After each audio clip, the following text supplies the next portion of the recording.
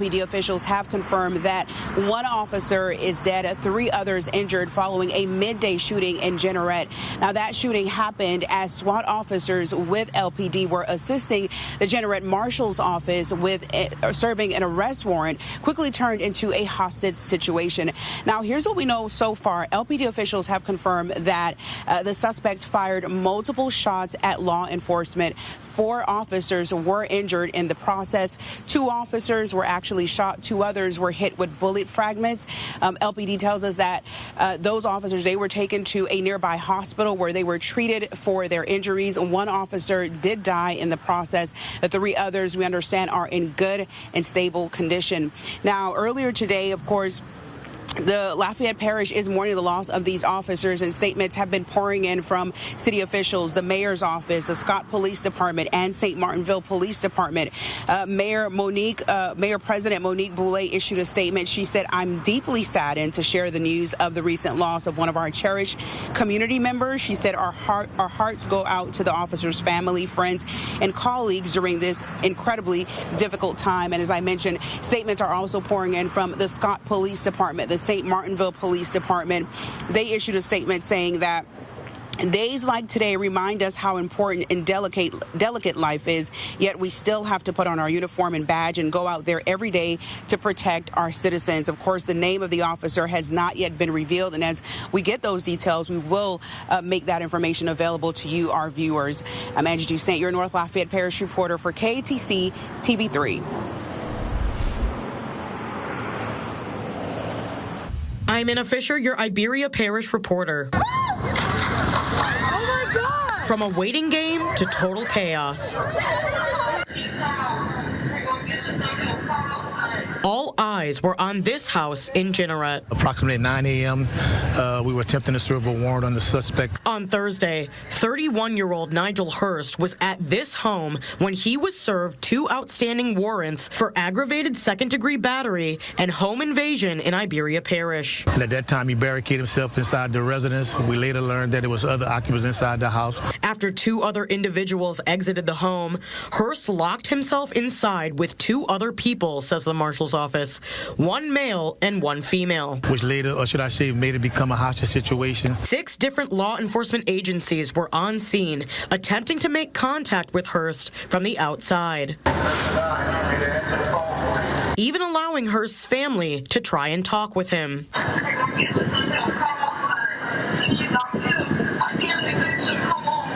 But after nearly 4 hours,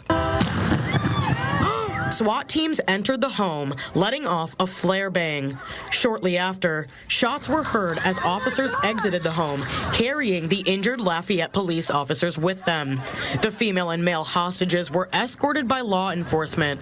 Nigel Hurst is currently in custody. As of Thursday evening, 1 officer has died and 3 others are in good condition with non-life-threatening injuries.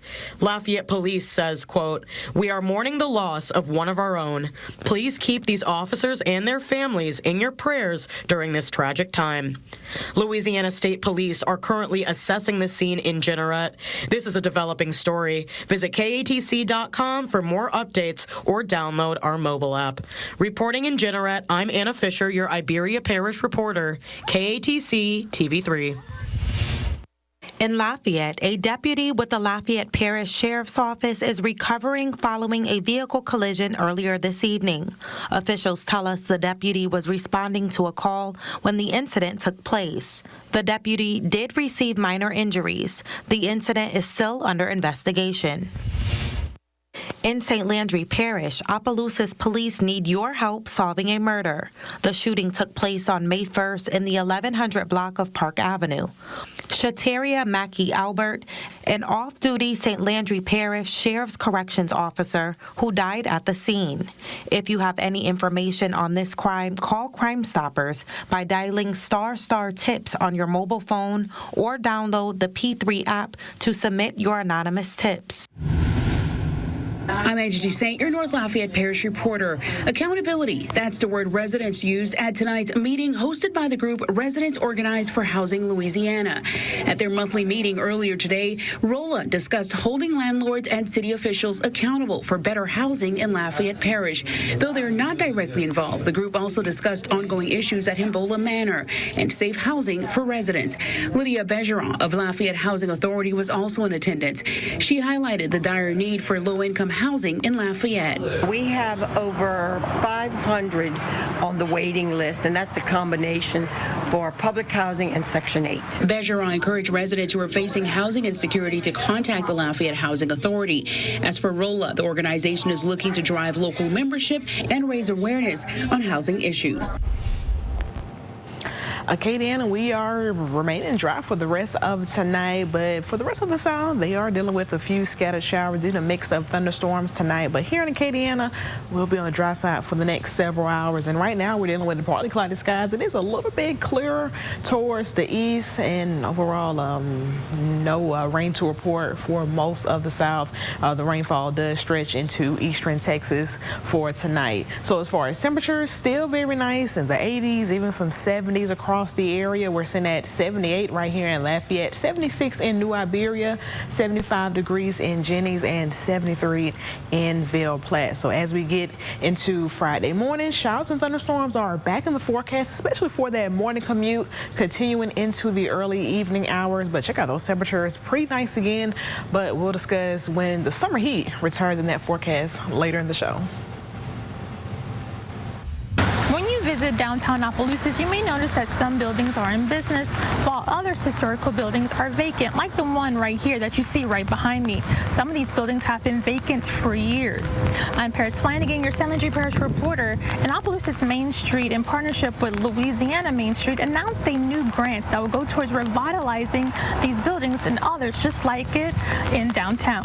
The Louisiana Main Street have announced a new grant, the Paul Brun Historic Revitalization Subgrant. The grant is valued at $55,000 and comes with a required $10,000 match from the property owner.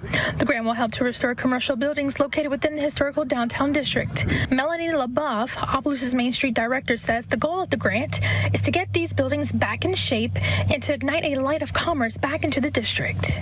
For instance, someone is able to secure grant funds, rehab a building, and place that building back into commerce. That, of course, could mean jobs, attracting visitors from out of town, as well as locals going into the building. Sales taxes happen, so it's definitely a win-win. To learn more about the grant and how you are eligible, you can log on to our website at ktc.com for more information. For right now, reporting in Opelousas, I'm Paris Flanagan, your San Luis Parish reporter at KTC TV3. I'm Paris Flanagan, your San Luis Parish reporter.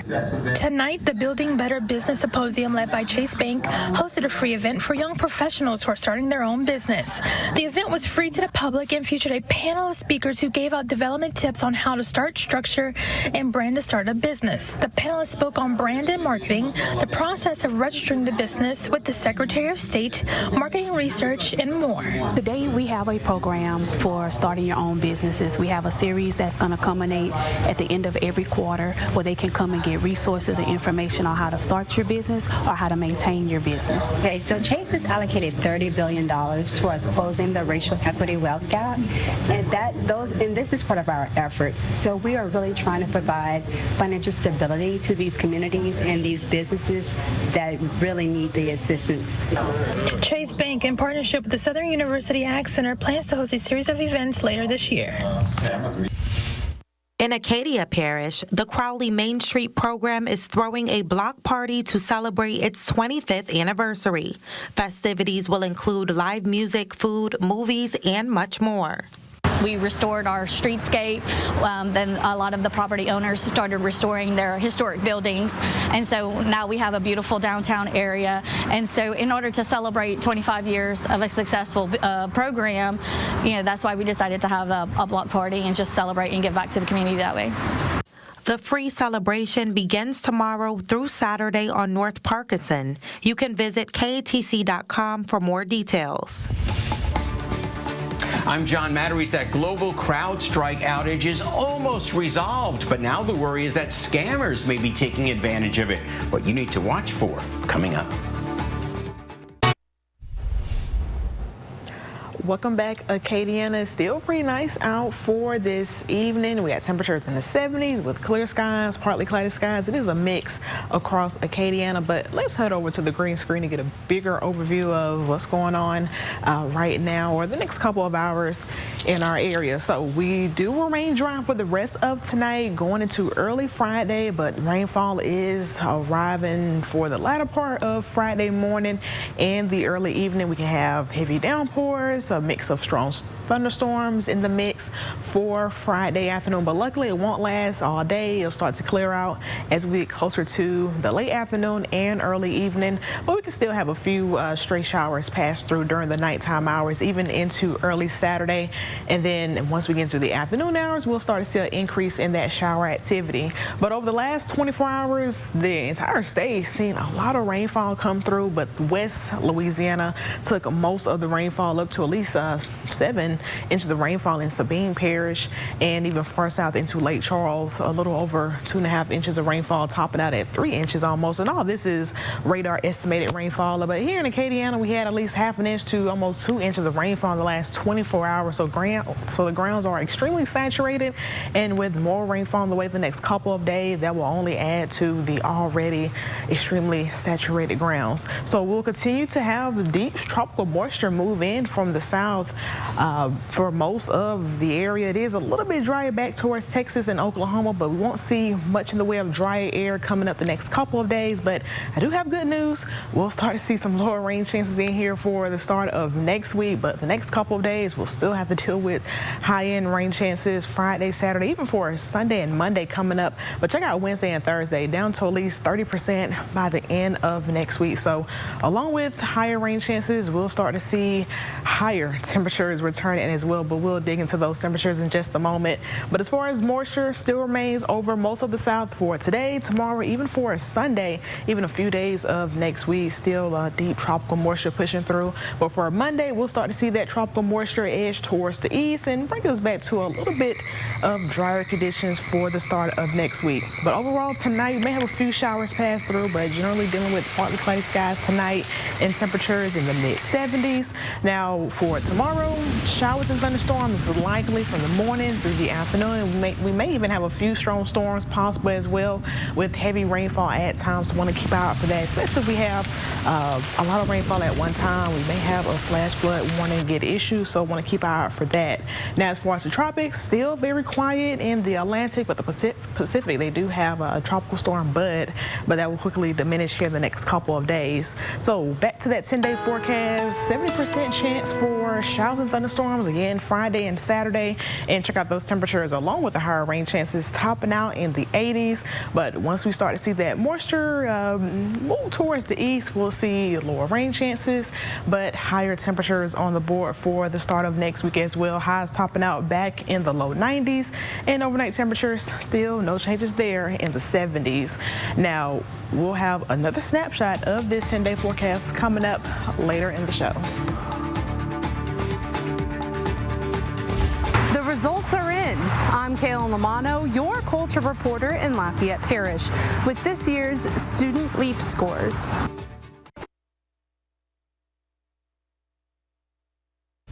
I'm Kaylin Lamano, your culture reporter here in Lafayette Parish. Though the release of the 2024 Student Leap scores is a story of the entire state of Louisiana. State Superintendent Cade Brumley announced Wednesday morning that this year's scores show consistency and maintained improvement, though there is still work to be done. Louisiana students have maintained their LEAP gains that have been made over the past 2 years. Based on the numbers provided by the Louisiana Department of Education, students in grades 3 through 12 saw growth in proficiency levels on LEAP scores during the 2021, 2022, and 2023 school years. The 2024 numbers show last year's improvement was maintained. In a state that's been long challenged, we have a long way to go, but we have made progress over the last few years, and we're pleased to report that our students have maintained those gains. To learn more about this year's Student Leap scores, head over to KATC.com. In Lafayette Parish, I'm Kaylin Lamano, your culture reporter, KATC TV3.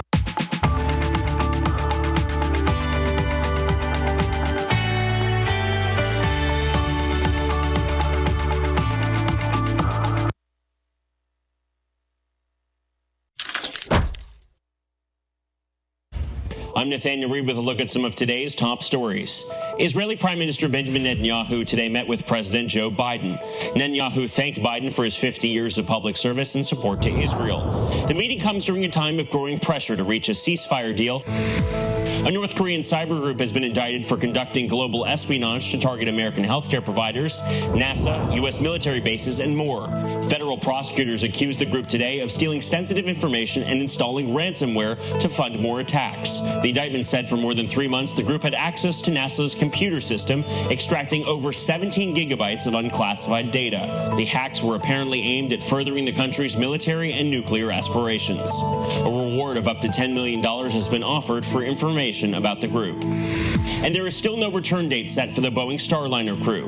Astronauts Suni Williams and Butch Wilmore arrived at the International Space Station on June 6th for what was supposed to be a week-long mission. However, issues with the aircraft's thrusters have delayed their return for 50 days. NASA and Boeing officials say they finally have some possible answers about the root cause of the issue. For now, though, the astronauts will remain on the ISS as experts on the ground troubleshoot the issue.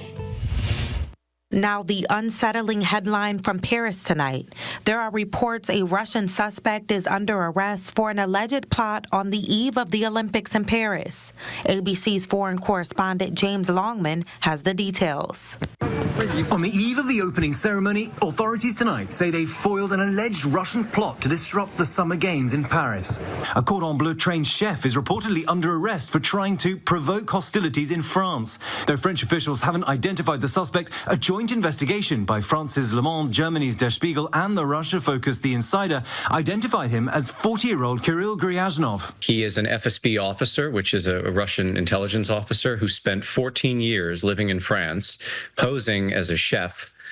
He cooked at Michelin star restaurants. And tonight, facing international outcry over the war in Gaza, Israel accusing Iran of trying to intimidate Israel's Olympic team. They claim 15 athletes received death threats by email and phone, with imagery echoing the horrific 1972 attack at the Munich Games. Here in Paris, security on high alert. There is a massive security operation here in Paris. Thousands of these barriers line these streets. They create a maze of checkpoints around some of the world's most famous landmarks. Some 75,000 police, soldiers and guards have been drafted in. This is the largest mobilization in peacetime in this country. 300,000 people have tickets for the opening ceremony. A no-fly zone will span more than 90 miles all around the capital. France is not taking any chances. James Longman, ABC News in Paris.